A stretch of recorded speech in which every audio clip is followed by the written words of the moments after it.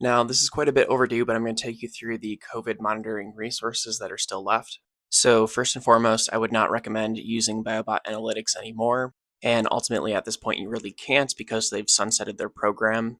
If you're an academic, you can still request data from them for whatever is being sent to them. But for all intents and purposes, Biobot Analytics is dead.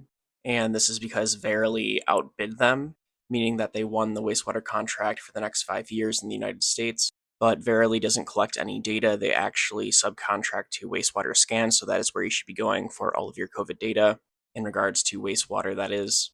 On the Verily wastewater website, their first graph is a regional plot where they show national northeast, south, midwest, and west trends, in addition to showing a map of all participating sites in their program. And it should be very easy to see that moving from BioBots to Verily had a huge reduction in data, where I'd say somewhere between a quarter and a third of the United States is not represented by this data, where all the work is being done by Wastewater Scan, not Verily. So we can look to Wastewater Scan. Going to their COVID dashboard, you're going to want to click on COVID as the pathogen, and then for the location, you're going to want to pick all of them. So click on location, national, and all 194 states to get a full picture.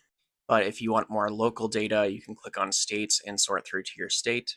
Again, if it's even listed. So for me, I'll click on California, and then I can scroll through the reporting counties to try to find one that's close to me for more relevant data. And we can even try to find a local resource for that data. So we can try Codiga Stanford, California.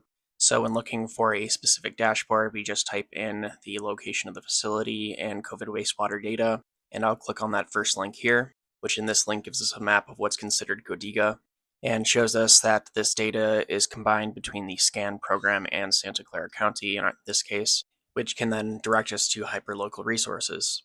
Next, we have the New York State COVID-19 wastewater surveillance program. New York is one of the only states that took it upon themselves to actually develop their own wastewater monitoring system, as opposed to contracting out to another service, where the program is nice for many reasons, and the fact that it has multiple wastewater facilities in virtually all counties, where you can hover over a tile of the county to find your county and get specific information from the wastewater facility itself that is closest to you. However, please note at the start of the new year in 2024, they've been having some reporting delays. At this time, these may or may not be fixed, but just be aware of that. As always, there is the CDC COVID data tracker. I would not recommend using these first three categories in the snapshot view as they have very little meaning. The things I would focus on for now is COVID deaths, and more importantly, their COVID genetic surveillance program, which lists out the current variants in circulation with this Pango lineage tree map, as it can help you to show how all the variants are actually related to one another.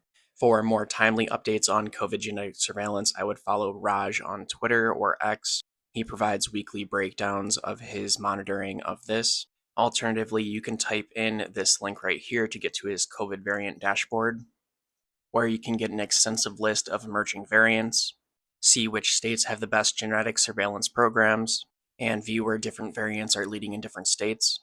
Raj also produces this dashboard, which can tell you how much immune escape each variant is predicted to have. And if you want even more information on the COVID variant breakdown, you can look at nextstrain.org, which reports sequencing data from all across the world. The next resource we have is the Iowa COVID-19 Tracker, which provides a lot of data, but the thing I like the most is this viral activity level ranking system of all the states. So it can tell you if your individual state is at high COVID levels. And that's pretty much all the resources at our disposal as of May 26th, 2024.